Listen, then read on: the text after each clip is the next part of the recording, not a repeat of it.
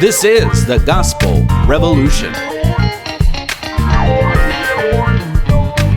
Since you're knocking on the door, you're begging to come in, yeah. Unaware that all the while love's been knocking from within. You are the love you see, a perfect yet unique, righteous, holy.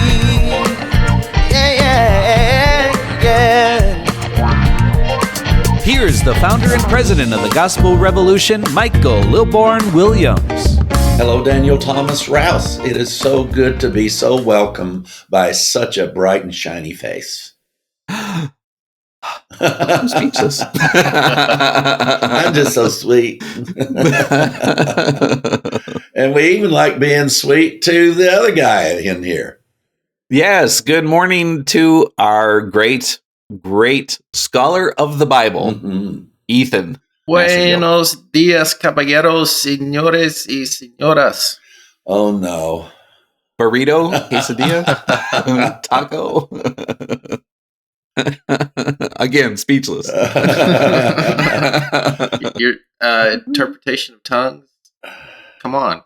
No, I've lost that gift several years ago. He gave it to you. Burritos, tacos, that's the interpretation, right? Good morning, ladies and gentlemen. Well, it's good to have you two with us, and it's also good to have our listeners from around the world. I had an experience at work the other day. Now, I think I shared the story a couple years ago. I was on a trip with Lamers, and I was traveling with, it was another driver. And what happens a lot of times is, this was when I was driving motor coach, we'd go drive someplace and then the group is doing whatever they do. And all day long, you just sit around. And if there's other guys, you guys just sit around and, BS all day and talk. So I had this driver, I never met him before. And he came over to my bus and we were chit-chatting for a while. And I don't remember, it's been a couple years now, but somehow the topic got on to the gospel. And he was just full of questions. And so he started asking all these questions. Well, we went for breakfast. The whole time we're at breakfast, he's asking me this, well, what about this? And what about that? What about this? What about that? And I'm just in heaven because this is like the first time anyone's really sat across from me, asked me all these questions. And so we got back to the bus and I said, hey, listen, we do a podcast. So go ahead and check out. I'm going to go take a nap. If you want, go ahead and listen to the podcast. And so he did it. And so we're sitting here at this university, I don't know, probably in Iowa or something. And I'm taking a nap and he's in the other bus listening to our podcast, The Gospel Revolution. And he comes back and he's like, I just listened to 3 podcasts. Now I got questions. And so we sat there for the rest of the day just talking about, the podcast. Well, this is come and gone. This was a couple years ago. Well, yesterday I did a trip with Lamers and a coach, and I came back to the terminal, and this guy was here. This was the first time I've seen him in a couple years. And the first thing he said to me is, he said, it's the podcast guy. He's like, I have listened to your podcast ever since you and I had that conversation. I had no idea. And and he's like, Daniel. And he's like, he remembered my name. I didn't remember his name. And if you're listening now, we had this conversation last night. And he's like, oh, I still enjoy the podcast and that conversation that we had a couple years ago. And so we have a Gospel Revolution at Lamers, and I didn't even know it. Yeah. And goodness gracious, what a wonderful thing to see happen. What we know needs to happen is he is infusing lifeblood into the Gospel Revolution with questions.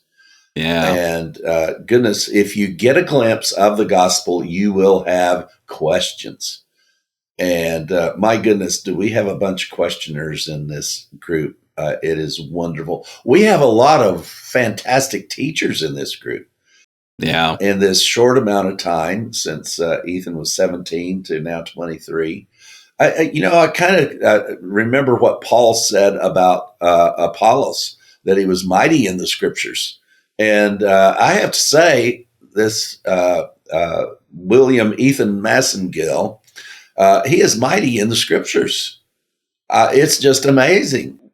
we are just incredibly fortunate to have this trilogy going on here that we have. We've gone through a lot of changes in the GR, and especially in our ability and our capacity and who is actually involved in helping spread that. But we've got teachers out there everywhere. Robert May, we're going to be mentioning Robert May several times because he taught us part of what we're going to be teaching you. And I was too lame to be able. Now, Daniel works for lamers, and I was too lame to catch on to this. Your bus company name gets me, lamers.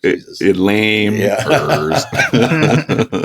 But Robert May and Brad Crooks, they are cohorts. I met them decades ago, and I think they tried to share this with me about Paul and Benjamin and all of this. And it was like, no. Paul came after the cross. Can't be. No. And I did the no for 52 years until this year. And suddenly something that somebody was faithful enough to share something with me, and I smiled and went on my way, now has become such a deep and wonderful insight about the gospel. So we're going to be talking about Robert May and Brad Crooks and the things that, and Robert and Brad, I apologize to you.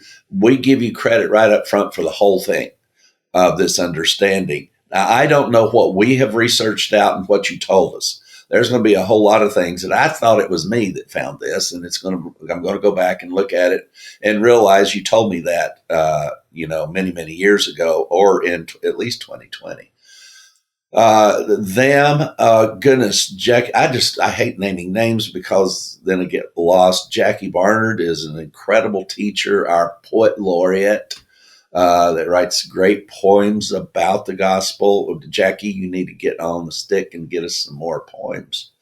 And goodness, Lisa McPeak, what an incredible researcher she is. And we have people all over the place. Randy French is he got his book up to 700 pages, and then somebody helped him whittle it down to about like 5, and said, the book's too big. Well, I think it's grown to about 800 or 900 now since they did that for him.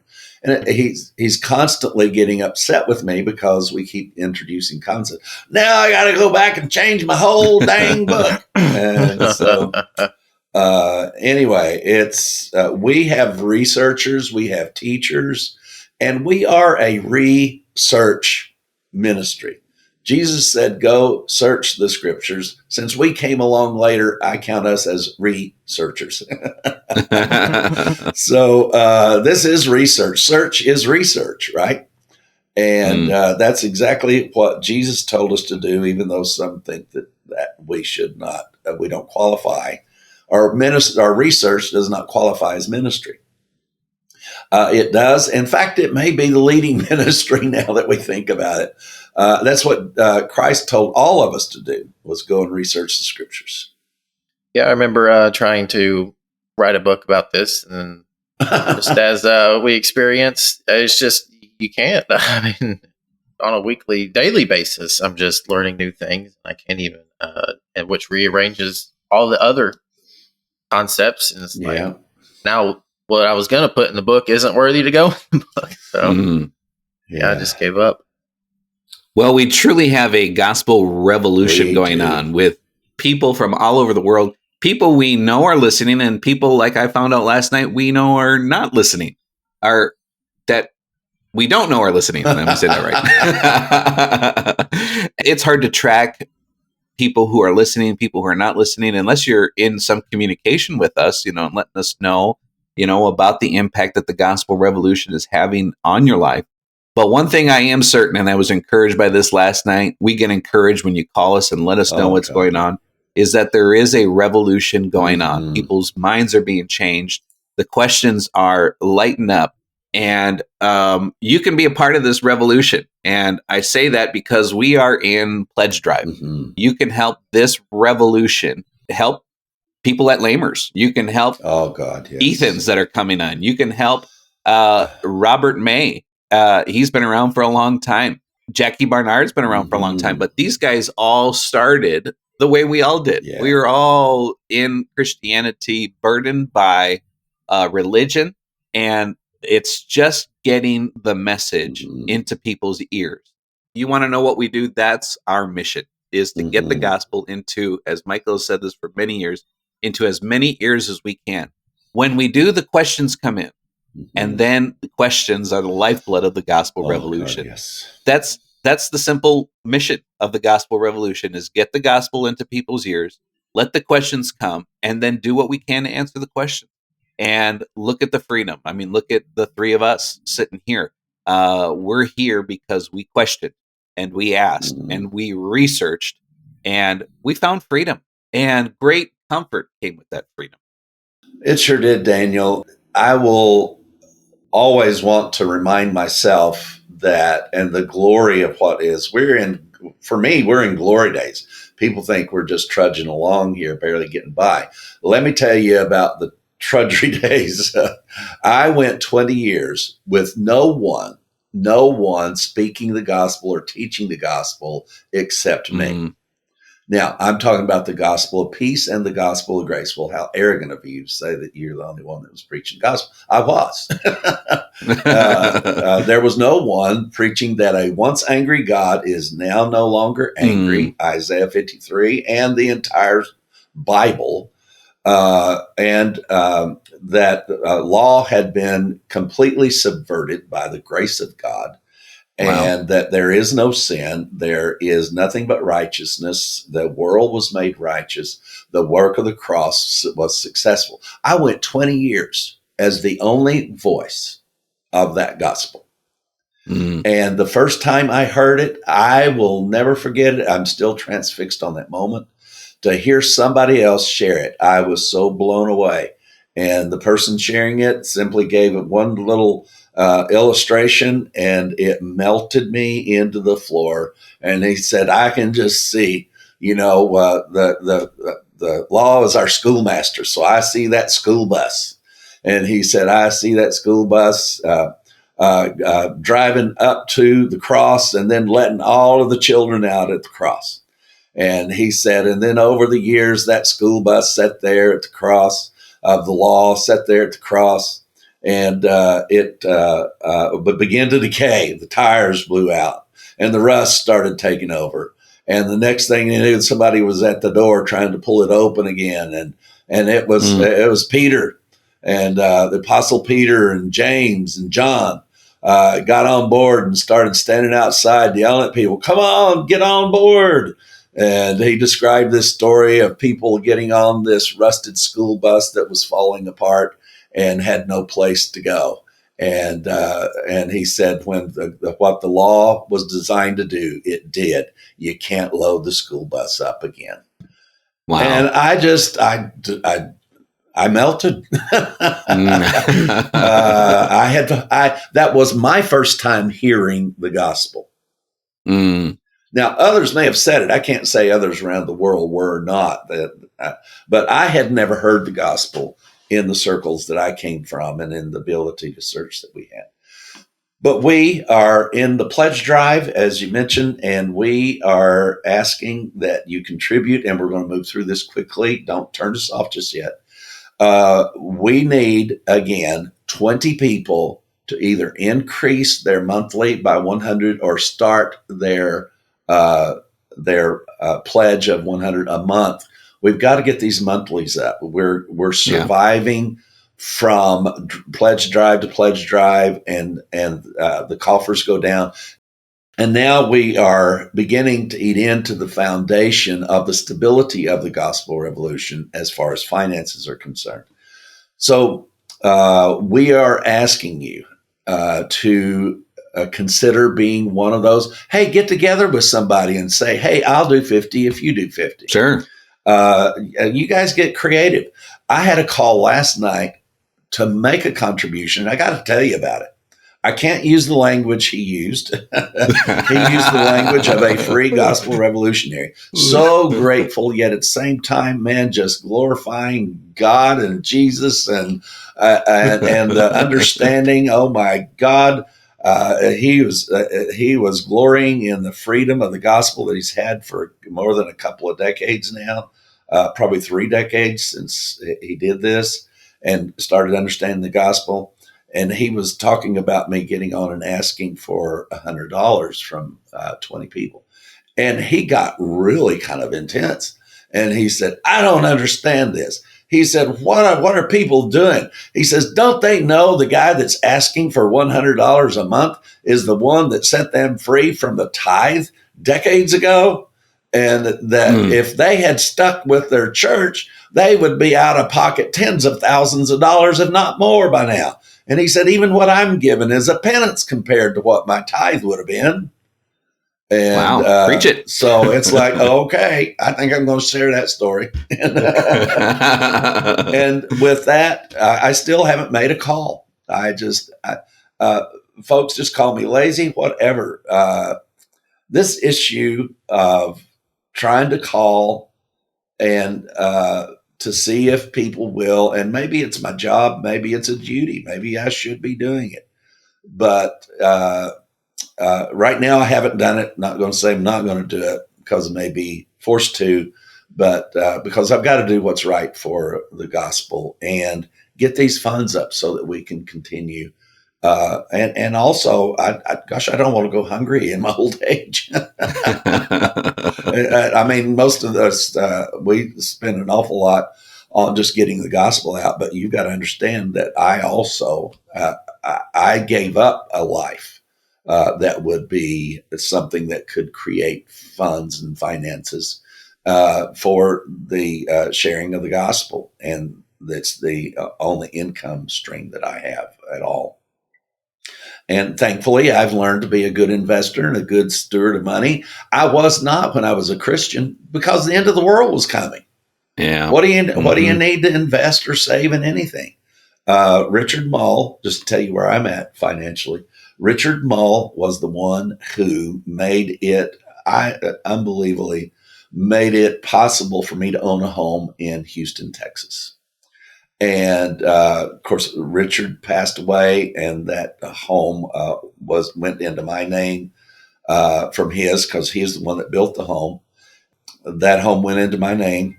Later, I needed to sell the house. When I did, it gave me a small chunk of cash, and that is my entire life savings.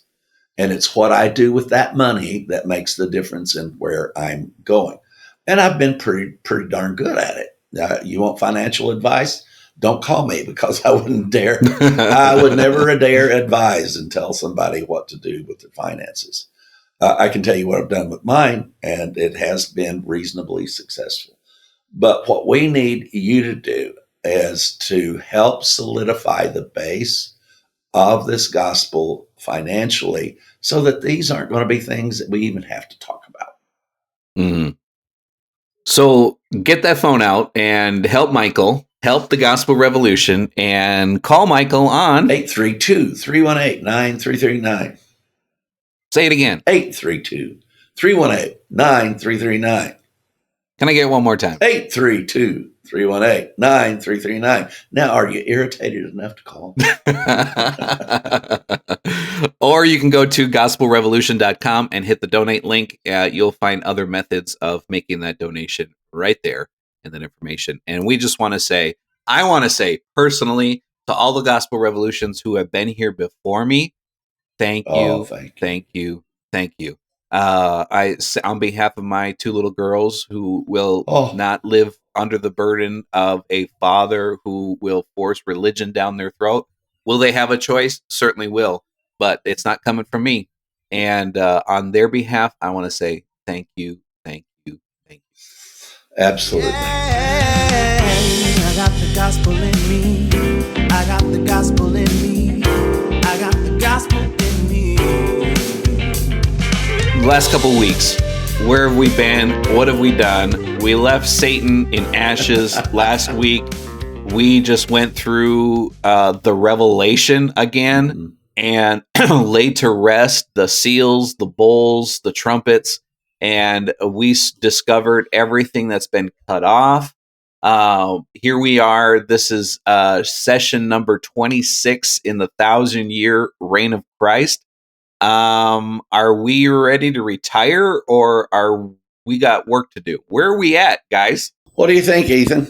If the dam hasn't exploded and the entire lake has poured out, then I don't know what else would be an accurate description of what we got before us. Yeah, that really is true. This has been an avalanche. It has been a tsunami. It's been a dam break.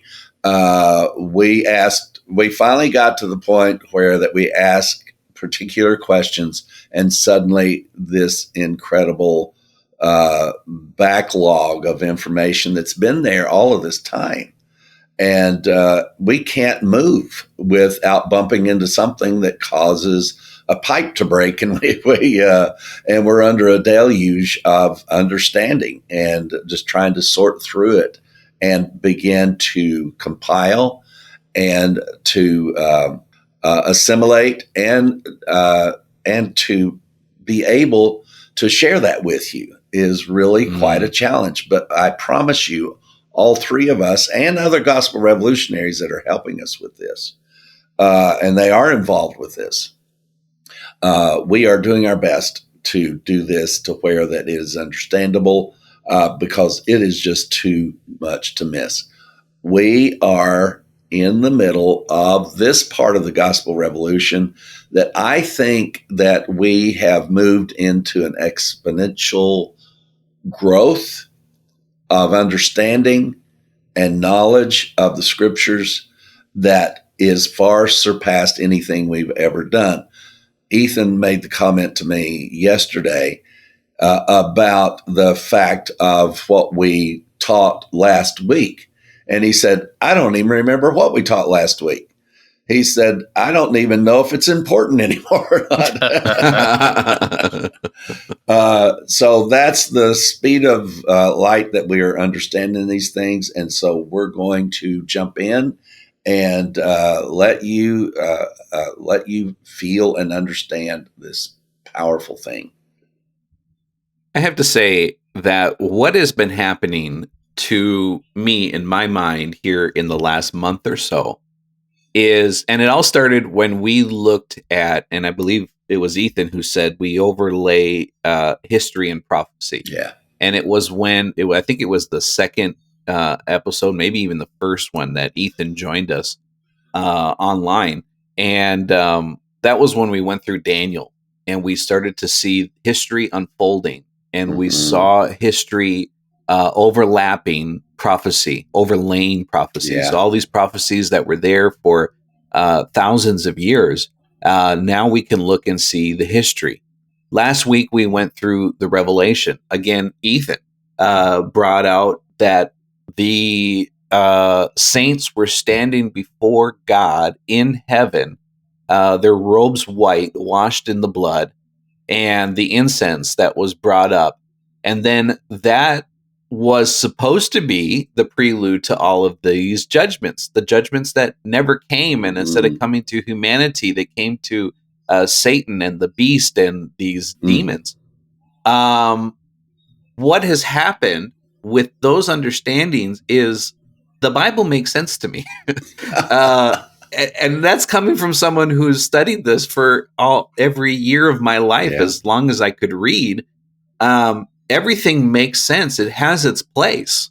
Yeah. The Revelation, I understand the Revelation now. Even after we went through a whole conference on the Revelation, it now makes sense. And everything that we are doing is building upon each other, and it's becoming clearer and clearer. And the Hebrew scriptures and what we're about to go into starting today is also going to make sense to why Abraham, Isaac, Jacob. Why were these guys a part of this story? And as it relates to specifically the 1,000-year reign of Christ. So, Ethan, thank you for bringing these things to light and helping me organize these thoughts in my mind, organize these stories. Thank you, Michael, for the years that you have put in. And to all of you listening who have contributed, thank you, because my mind is finally peace. It definitely is a peaceful, easy feeling. And that reminds me of an old 70s song. But I'm not going to sing. Don't worry, I'm not going to sing. But I get a peaceful, easy feeling. See there, I just can't. It's like a demon. But the power of this understanding, as we're going to begin to read now, please remember that regardless of the changes, regardless of the insight, regardless of the change of mind, as we've pointed out to you, changes of mind we've had all along. We just went through a big change of mind about Paul being prophesied and being a part of the plan, as he was the part that was planned to be the mouthpiece after. He was chosen before, but he wasn't just chosen before from his mother's womb. God knew him before that. Paul was a part of this all the way back. The weird thing is we were all a part of it, but all the way back. So this bringing together of all things, all people, is focused on two subjects. We teach nothing that does not fall under these two subjects, the gospel of peace and the gospel of grace. Yes, sir. We have no other subjects. Now, the detail and the branches that we take off of that can always be followed right back. I do genealogy. It's wonderful, but I know where I am in that genealogy, and no matter how far back I can go, and I can go back on some genealogical links, all the way back into just a few hundreds AD. But no matter how far I can go, I can click a button, and you know what it does for me? It shows me all the way back to Michael Lilburn Williams. It always leads back to the same thing. And that's exactly this genealogical mapping that we do by the fact that the scriptures have a genealogical map. They have a historical map.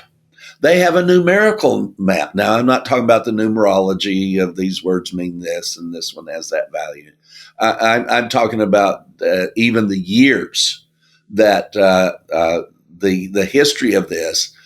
We were able to pinpoint three major prophecies and visions. And that was the 70 weeks of Daniel, Nebuchadnezzar's image, and also the 1,000-year reign. They all ended at the same moment. They all culminated at the same moment. Now, Ethan, I want you to share with us, before we jump into this, one very vitally important, and maybe we're recapping, I don't know, but it deserves to be looked at.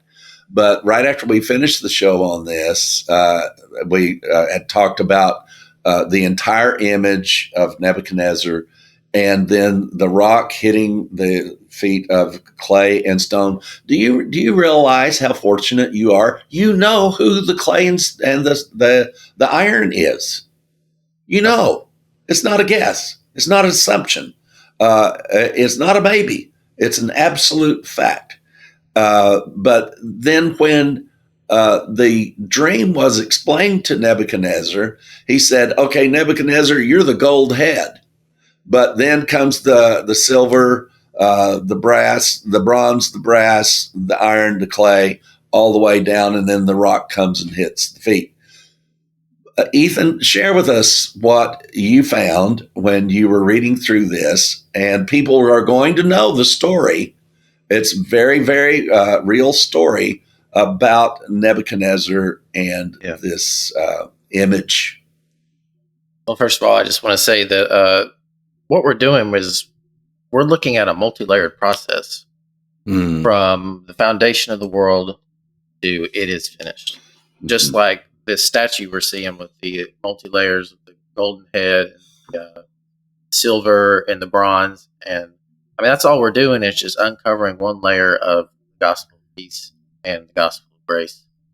And that's why we have such this explosive amount of information week by week. And another layer of information that I was reading about this multi-layered statue, ironically, was that I think it's the next chapter, we see Nebuchadnezzar trying to defy this process, this multi-layered process of the progression of prophecy.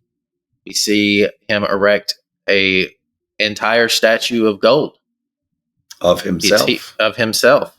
He wants to not only be one layer, he doesn't just want to be part of the whole, he wants to be the entire thing. And we see that anybody that defied his authority over this span of time was supposed to be put to death. Well, I think we see a type and shadow of Christ when Shadrach, Meshach, and Abednego get thrown into the furnace. What happens? Christ appears, and they're spared from death.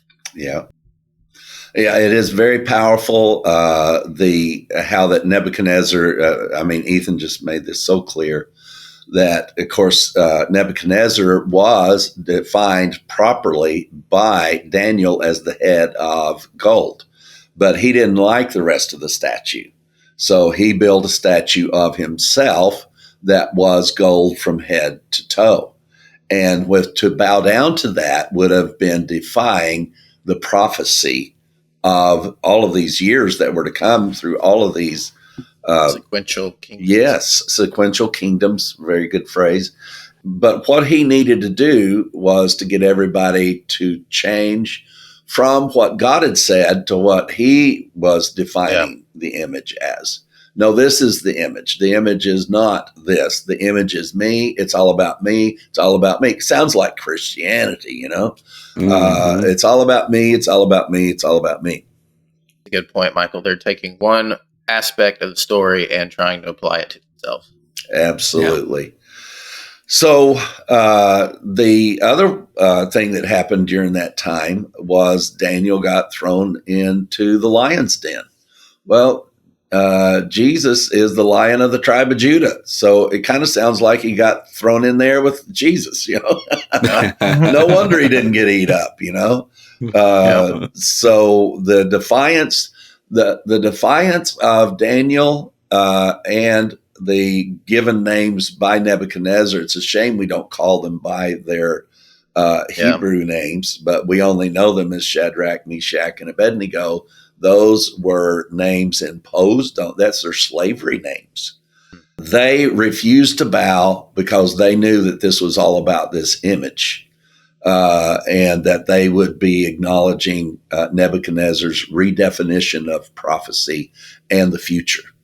And they refused to bow, but God completely, with Christ, and this was being in the 1,000-year reign of Christ, Christ intervenes in his role as King of Kings, even over Nebuchadnezzar, and shows who the real boss is.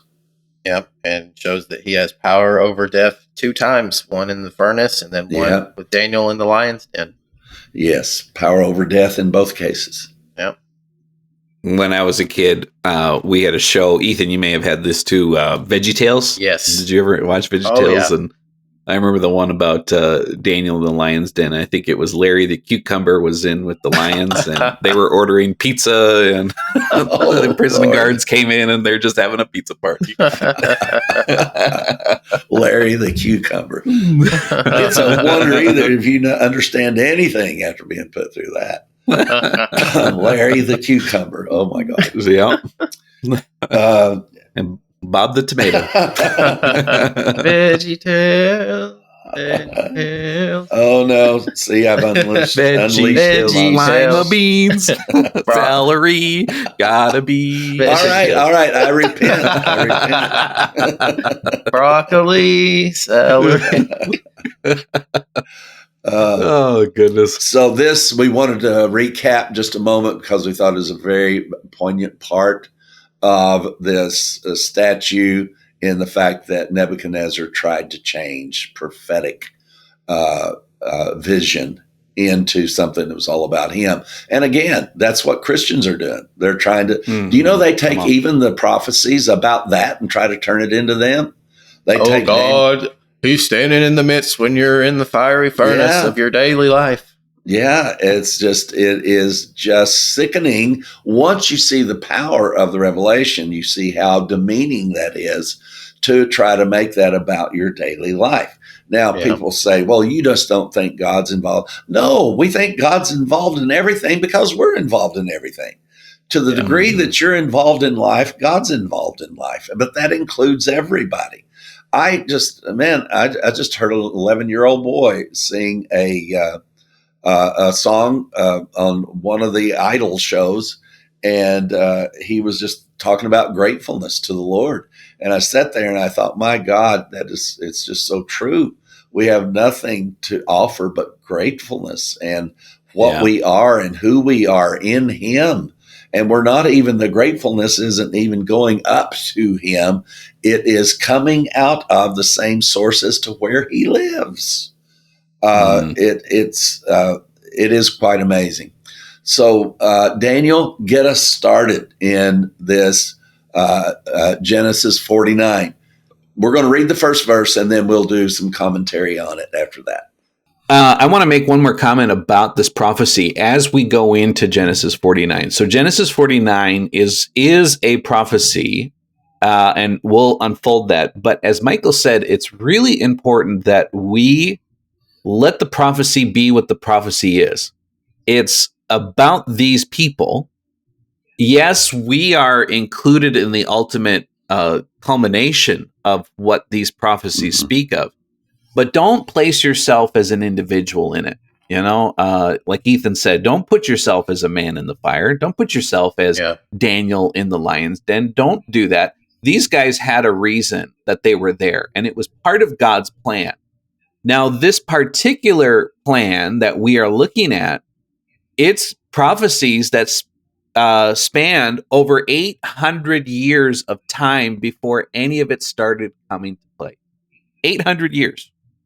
Well, some of it did play out before the 1,000-year reign started, but it was 800 years before what the meat of this is about, the 1,000-year reign.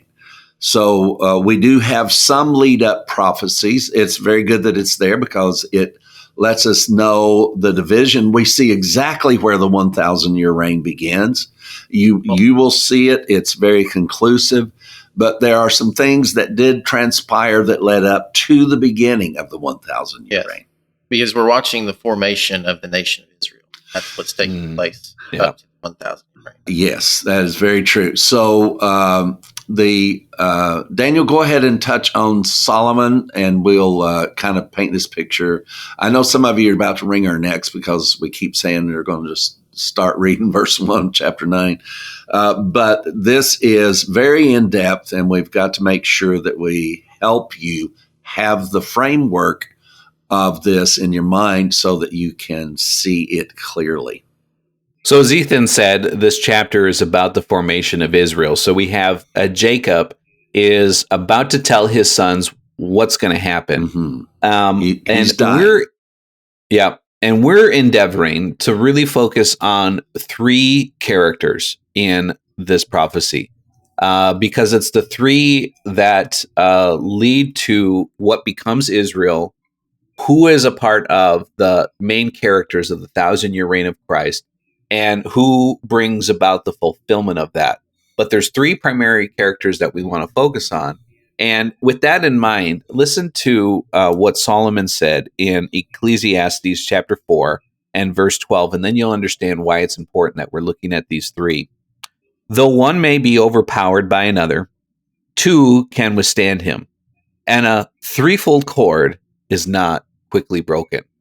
So the three that we want to look at as we go through this chapter, and we're going to look at them all. There's 12 sons of Jacob, but we want to look at Judah, Levi, and Benjamin. How these three cords formed the nation of Israel and brought about everything that happened in the 1,000-year reign of Christ, and also brought us to the conclusion of the 1,000-year reign of Christ. It spans a great deal, and even the proclamation of the gospel was prearranged before the cross. Oh, I love the sound of that. The proclamation of the gospel was prearranged. I used to get kind of ticked off at Jesus and God and the Holy Ghost and all of them, because it's like, why did you leave us in such a mess? But they didn't. We created the mess. Yeah. God made it very clear who was supposed to be sharing the complete understanding of this gospel. Let me tell you who it wasn't. It was not Peter, James, and John or any other character. There was one who was prophesied just as much as the Lion of the tribe of Judah, just as much as the priesthood of the Levite tribe and the outcome of the great high priest. The proclaimer of this gospel is right alongside them in the unfolding of this chapter, where Jacob is sitting on the side of his bed. You say, well, how do you know he was sitting on the side of his bed? Because later on it says he folded up his feet and put him in bed and he died. So, so I can tell you beyond the shadow of a doubt, if you see a movie that shows Jacob laying in bed, telling his sons what, he wasn't. He was sitting up on the side of his bed. And because it tells us he folded his feet up and got in bed and then gave up the ghost. So we are sticklers for detail around here. Yeah. So I think it's safe to say that this prophecy is not only laying out the 800 years of the formation of Israel up to the 1,000 year reign, but it's also laying out the entire 1,000 year reign itself. So that entire 1,800 year span is what this prophecy is. That is exactly right, Ethan. So Daniel, unload verse 1 for us. Genesis chapter 49 and verse 1. And Jacob called his sons and said, gather together, that I may tell you what shall befall you in the last days. Bam. All right. So now, even though some of these prophecies that he tells them about what's going to happen to them, they are there, but they're only there to support the last days prophecies. Yeah. Now, the last days in this context, now, many times we've dealt with the term last days, latter days, and but in this prophecy, we have to embrace this fact that with Jacob, the latter days was the 1,000 year period of time before the cross. That was the latter days. So there's different concepts of this, and I know that there's micro, there's macro. I do know that there's different sections of what the latter days mean. But let me tell you and make sure that you know what it is not. It has nothing to do with one breath past the resurrection. Yes. None of it has anything to do with one breath past the resurrection. Now, even as we're going to show you about the tribe of Benjamin and the teacher Paul, who was of the tribe of Benjamin, this is going to come together so factually clear for you. It's going to be an amazing trip. But even all of that was prophesied and foreordained before the cross. This time of, we're going to find the 3.5 years that Jesus spent with Paul in the desert. What? You are going to find that the change that took place in Paul from being Saul to Paul, you're going to find that. You're going to see the entire life of Paul, just in the same way as we've seen the expanse of the Lion of the tribe of Judah come to a culmination, and we're watching the Levite priesthood come together in a culmination. You're going to see that the tribe of Benjamin comes together in a culmination in Paul. That's a tall order. I don't think you're going to be able to do that, but we'll see. Yeah, exactly. I think what Daniel said about this, cord of three, I think that's really going to tie this all in together, along with the formation of the other tribes across the span of this 1,800-year period. Yeah, I think it's noteworthy to stop and realize that Solomon did not say, there's 12 tribes of Israel, right? So why would he not say a 12-fold cord to keep up the instrumentation of the inclusion of this? Because it was not that. In fact, the 10 broke off. They were not a part of this 3-cord strand that is so powerful. And the tribe of Benjamin, the tribe of Levi, and we see the priestly and the kingly roles all the way through this. And then the supportive role. Benjamin was always a supportive role throughout its history. From the moment that this prophecy that you're going to hear, Benjamin was always the supportive role. So the last days, Daniel, let's focus on this. It's going to be very important that we know what the last days are. How many times in the Hebrew scriptures does the term last or latter days show up? 8 times. 8 times. You want to touch on each of those briefly and tell us what they are about? The first one is in Numbers 24, and the character at play here is Balaam, and he is prophesying, and this is what he said in verse 14.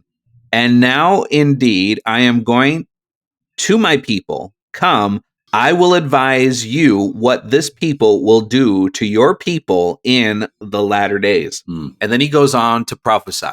And very specifically, this prophecy is not about something that's going to happen in the year 2025 or beyond, or even the year 700 and beyond. It was a very specific period of time in which this prophecy was constrained, and it came in during, and it's all about the Christ. It's all about the Messiah. Bam. Number 2. Deuteronomy. Hey. I guess we're singing today. Deuteronomy chapter 4 and verse 30. When you are in distress, all these things come upon you in the latter days, when you turn to the Lord your God and obey his voice. So this is talking about not following the commandments. And this is a prelude of the judgment that we talked about last week that was all cut off. These things are going to overtake you in the latter days if you don't repent. Yep. And guess what? Someone repented on our behalf. Yes. Okay, the next one is in Deuteronomy and chapter 31 and verse 29. For I know that after my death, you will become utterly corrupt and turn aside from the way which I have commanded you, and evil will fall you in the latter days, because you will do evil in the sight of the Lord. You provoke him to anger through the work of your hands. Again, this is more of that coming judgment, because they couldn't follow the law. And again, that was all part of God's plan anyway. And that's what Jesus brought together, is that judgment is coming because you can't keep the law. Exactly. See that historically play out also during the time of the Kings, the Chronicles. Yeah. I mean, that's all they were doing was establishing idols, disobeying with the work of their hands. Yep. So we're going through these to establish what is the latter days. And I think this one in Isaiah 2:2 is the most clear as to specifically what is the latter days. When will that happen? Again, it's not in the year 3000. It's not in some future year. But we see the unfolding of the biblical events, the Hebrew scriptures unfolding, culminating at the death, burial, and resurrection of Christ. This is so good. This is Isaiah chapter 2, verse 2. Now it shall come to pass in the latter days that the mountain of the Lord's house shall be established on top of the mountains, and shall be exalted above all the hills, and all the people shall flow into it. Very powerful. This is brought out in the prophecy. This is brought out in the stone striking the feet of Nebuchadnezzar, and this kingdom being established at the top of the mountain and spreading around the world. And in fact, Isaiah puts that the kingdom didn't spread into all the world spread into the kingdom. And it flowed uphill. So it defied gravity, and instead of flowing out, it flowed in. So this picture is so powerful of what the last days were, because nobody, nothing else is flowing into the kingdom of God. The kingdom of God is established in the earth. Then we have two from the prophet Jeremiah. The anger of the Lord, Jeremiah 23:20. The anger of the Lord will not turn back until he has executed and performed the thoughts of his heart. In the latter days, you will understand it perfectly. Well, hallelujah. And now that we understand who we should be listening to in this, you're going to have this so well documented. He said we were supposed to understand this. He said, you'll understand it clearly. Well, guess what? Paul did understand it clearly, but he's the only one who did. And this horrible tragedy that was done in the compiling the canon of what they even called Scripture. And when it was first compiled, it wasn't even called the Scriptures. They put it together in a book, and it was called the Scriptures and the Books. And this wasn't even called the Scriptures. The New Testament was not called by Scriptures by those who compiled it. And so one day somebody thought, it'd be a nice thing to take the Scriptures and the books and put them all in one. That way people will have them both in one book. That way the books became the Scriptures, and the Scriptures became the books. And there was no longer any division of this very intricate and very real division between the Scriptures and the New Testament. Then, of course, we have the pseudegraphicals. There was such an attempt by either the disciples or their descendants who were their followers. They so opposed Paul, they tried to insert teachings that we have been able to find. And now AI, even more so, it agrees with all of our work, Daniel. But AI says that it's not possible that these other places, and they don't look at the issues that we look at. They look at sentence structuring, the Greek, and they said that, Paul's long sentence comparatives are not in the rest of these writings in the middle of his own, quote, letters that he was supposed to have written. And they said it's just not possible that Paul wrote these. Yeah, not only is it one book, it's the Holy Bible. Yes. It's holy.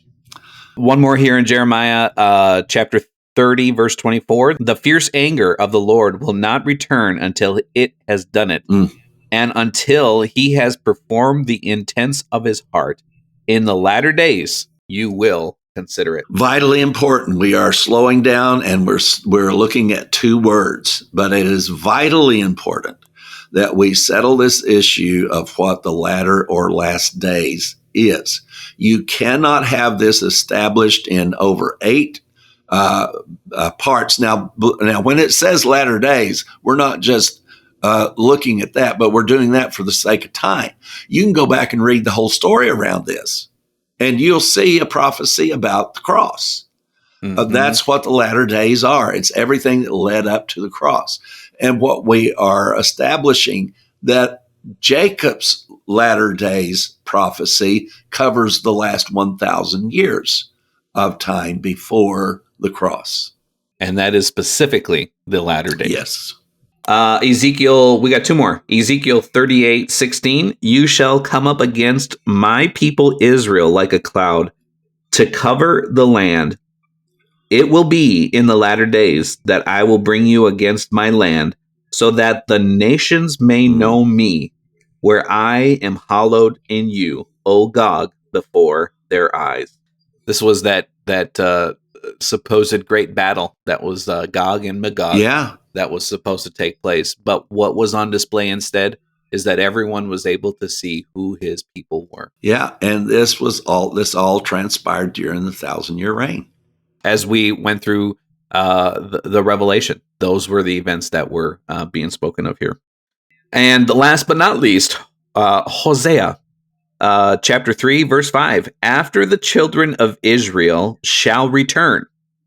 So we talked about, previous episodes about how they were dispersed and divorced. After the children of Israel shall return and seek the Lord their God and David their king, they shall fear the Lord and his goodness in the latter days. Yeah, and that seeking of their King David, that's Christ. You've got to understand that every single prophecy of the latter days so far has readjusted our thinking about when the latter days were. The latter days were the last 1,000 years of history before the cross. Yeah. Now, we have a concept of latter days of the last week of the 70th week of Daniel that is applicable, but the big view, the 30,000 foot view of the last days is the 1,000 year reign of Christ. There is a prophecy of 490 years. Those also were the latter days. So all of these prophecies have their own dominion, but all of them fit within what Jacob called the latter days, the last 1,000 years of history before the cross, while Christ was reigning. And I want to emphasize what it is not, just because all of us here and all of those listening, many of those listening, probably have had this pounded in their head. I had it as a little boy. Is the wars and rumors of wars. I just saw a post the other day with the wildfires and the floodings and Florida getting snow and all of these events that are happening, and said, the latter days are here. God. And Michael, you ended the show last week with that very quote from Jesus saying, "This is not it." It's just, it's nuts. I'm telling you, I felt like I needed to go see a psychiatrist when I was studying this all these decades ago. And it's like everybody's talking about the signs of the times in Matthew 24. And I read through it and it said, but the end is not yet. But the end is not yet. But the end is not yet. Now, if you want to know a sign of the times, once I have preached this gospel throughout the Roman Empire, then the end will come. And the sign of Jonah. Yes, the sign of Jonah. It's so good. We have one more actually in Micah 4, verse 1 through 4. And it's similar to Isaiah. The passage describes the peace and justice of God reign in the last days. So this is the culmination. We had Christ reigning, and the kingdom of God that was going to be established as a permanent, everlasting thing after the 1,000 year reign of Christ. It's absolutely, this is ironclad, folks. There's no way to argue or dispute your way out of this. No matter what you hear somebody talk about the last days, don't ever let them deceive you. I agree with Daniel in this. Don't ever let anybody deceive you that the latter days are coming up. The latter days could not have happened any place past the resurrection. Those were not the latter days. The latter days was up into the cross. You can use many different frameworks, just like the 490 years was the latter days.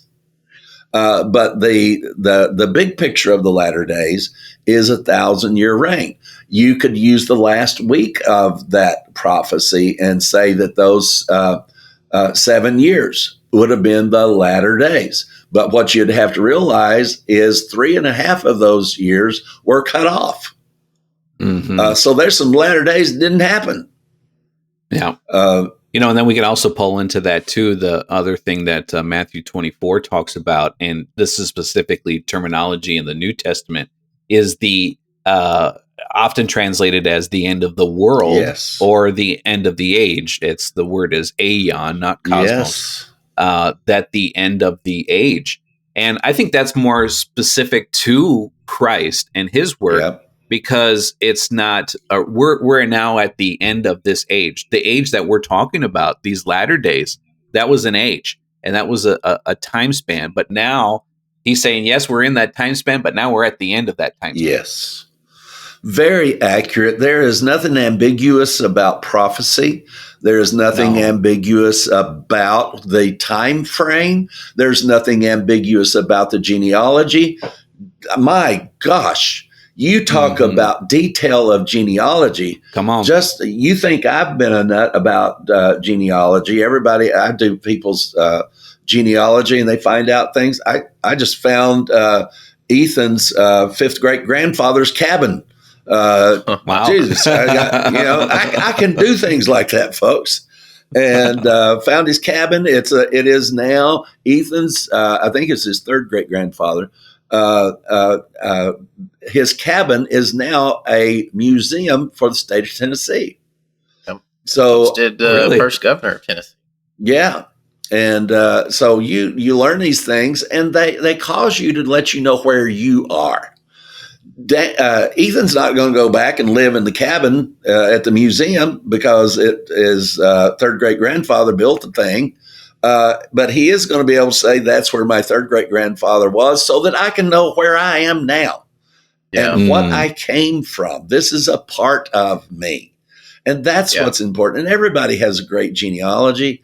I know sometimes when I'm sharing this genealogy, people think that, but I tell you, one of my greatest, I'm telling you, I can glory in genealogy more than anybody because my second great grandmother was a prostitute. And she was evidently so good at it, she stayed a prostitute for 50 years in Kingston, Tennessee. And she only had sex with wealthy, prominent men, which is how I became a descendant of Chief John Ross.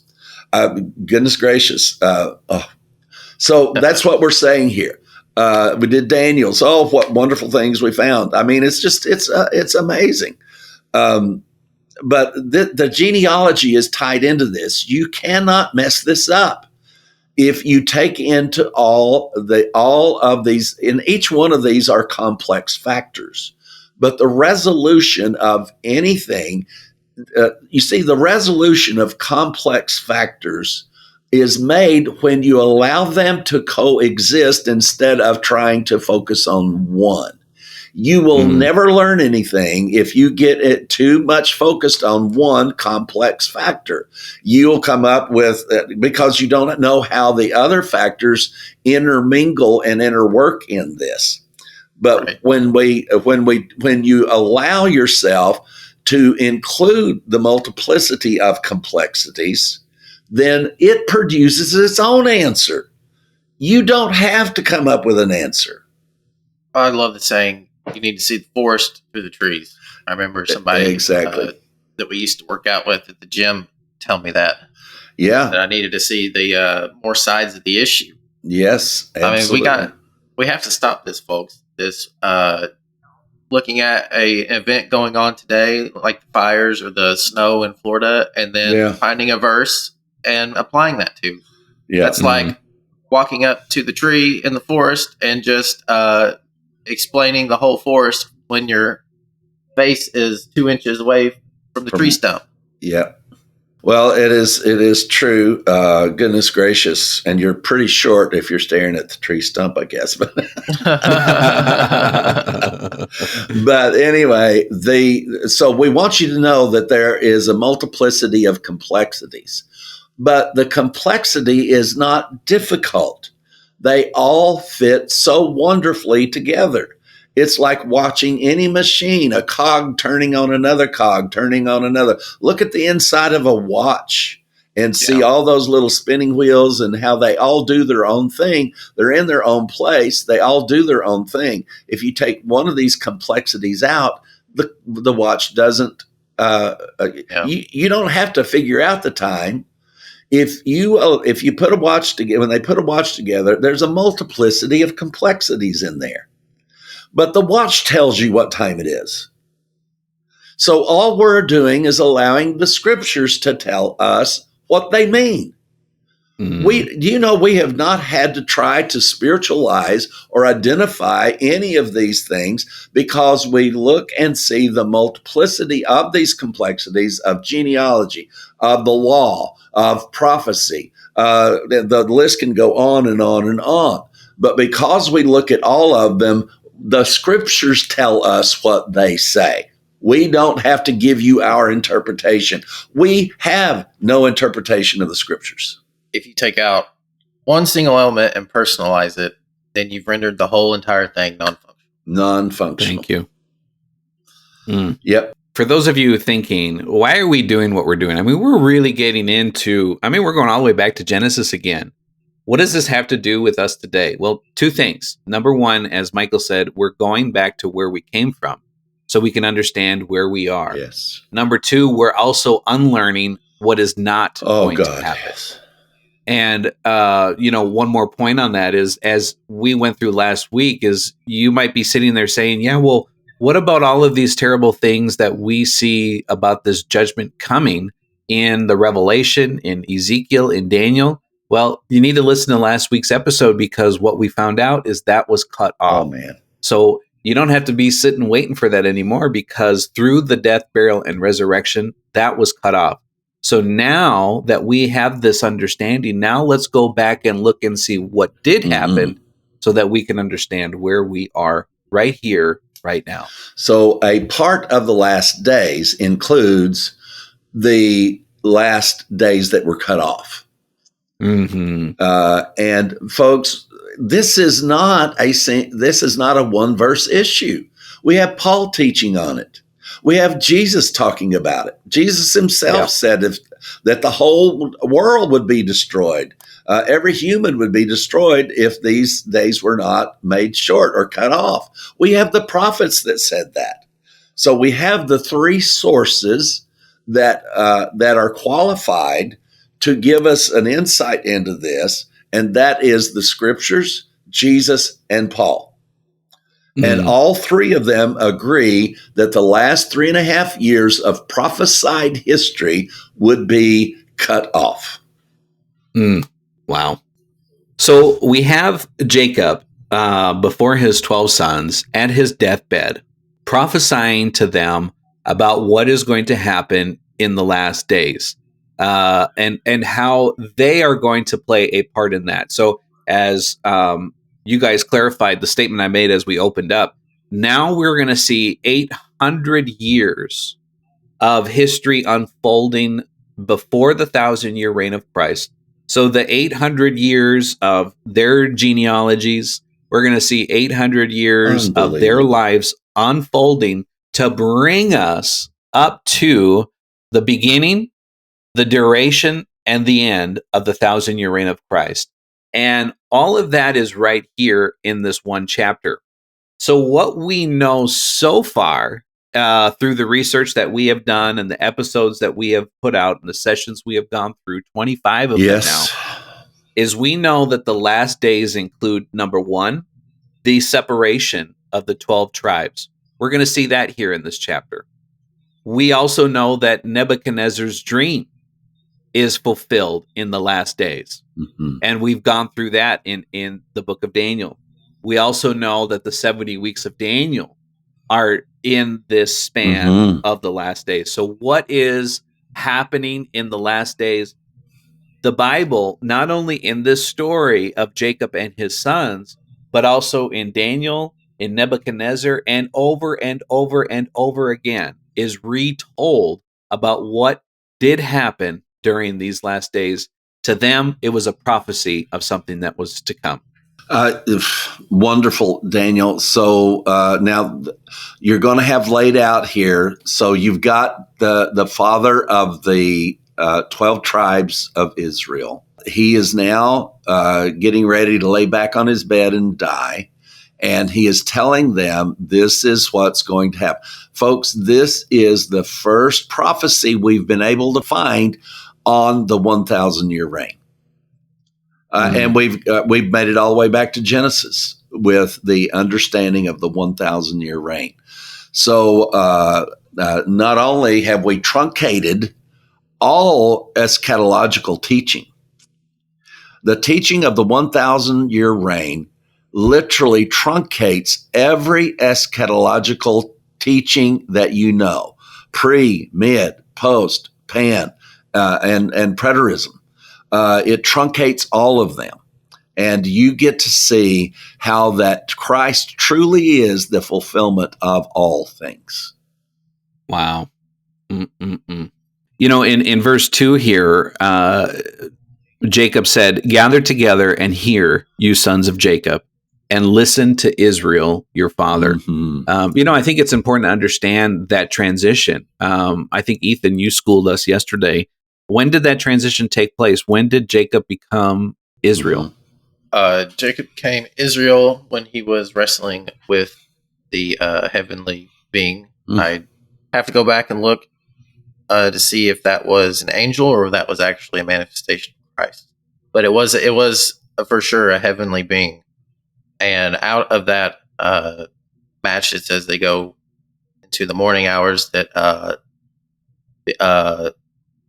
when I think he finally dislocates his shoulder and then puts it back together, something like that. He says that I'm renaming you Israel because you struggle with God. And that's what Israel means, right? To struggle. Yeah. So, oh my gosh. So what we have set here in just this name and the fact that Ethan knows where that name change took place. Name changes are a part of all of this. Remember, Paul also had a name change. Mm-hmm. So this is so the intricate weaving together of this is so powerful. So Daniel, we're not going to be able to get too much farther, but let's let the people know who are the 12 sons of Jacob, the sons of Israel. Let's read those names to them. And these are the same names that will be in the future, past this point, become the nations or the tribes of Israel. We have Reuben, Simon, Levi, Judah, Zebulun, Issachar, Dan. I like Dan. Gad, Naphtali, Joseph, and Benjamin. Yes. So out of those, what Israel does here is single out 3 of his sons. You're going to find out a lot about them, but you do see this definite singling out of Levi, Judah, and Benjamin.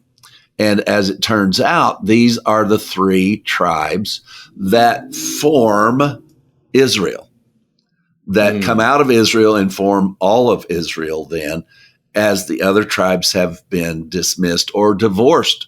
Everybody calls them the lost tribes. Well, they're not lost. They were divorced, but they were brought back in at the end of this. You're going to learn about Naphtali and Zebulun. And do you know that prophecy about Jesus was that in the land of Zebulun and Naphtali, which is all along the Sea of Galilee, that a great light has shone into Zebulun and Naphtali, and all of that is the area where Jesus' ministry took place. And it says that a great light has appeared.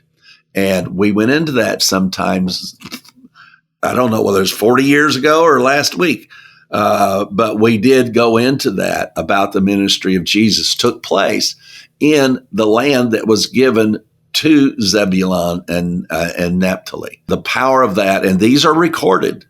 These are prophecies that what was going to happen. And then Matthew actually records that this is what the prophecy said about Jesus. He identifies this was Jesus because this is what the prophet said, and now we're watching it come to pass.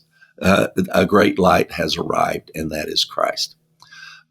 So what we're also going to do is to see the fault with each one of these tribes and how that those faults turned into God's reconstruction plan for the redemption, not just of Israel, but for the whole world. Wow. Well, buckle up, folks. We are in the next phase of understanding the 1,000-year reign of Christ.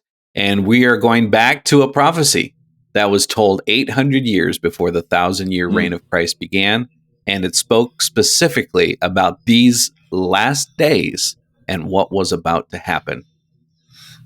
And so it is, we must leave you, family and friends. If you'd like to know anything about the gospel revolution, or you want to join in on the pledge drive and become one of the 20, call Michael on 832-318-9339. Or you can go to gospelrevolution.com and hit the donate button. You can find us on your favorite social media network, Facebook, Instagram, and YouTube. Please be sure to hit that subscribe, share, and like button on whatever platform you are listening. Now it's good night from Daniel Rouse in the still very frozen tundra. And it's good night from Michael Williams right here in Clarksville. Thank you, guys.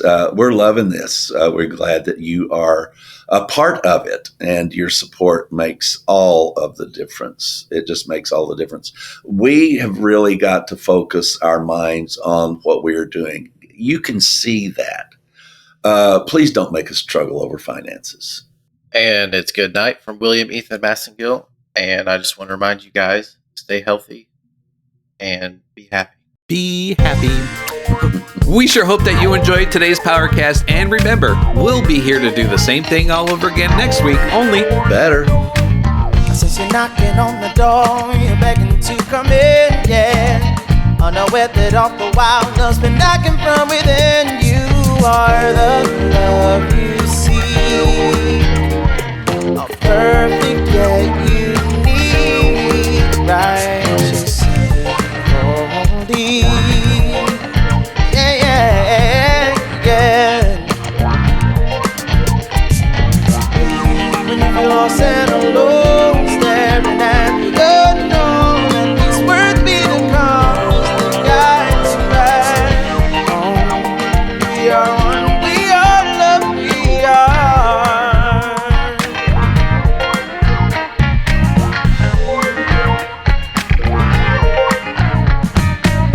Know where you gotta be, nothing to complete. It's not a thing that you need, you're the love. Just remember to breathe and take a second off. Look, I'm just trying to remind you that you're perfectly divine, flawlessly designed.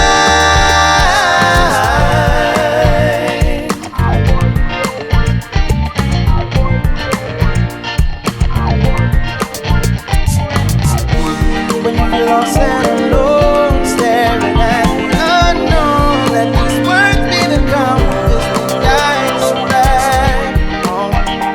We are one, we are love, we are. Yeah, yeah.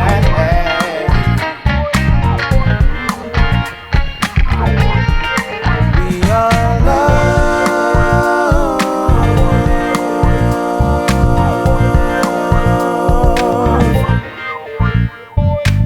Deconstructing religion and barbecuing the sacred cows of Christianity before your very eyes. You are listening to The Gospel Revolution.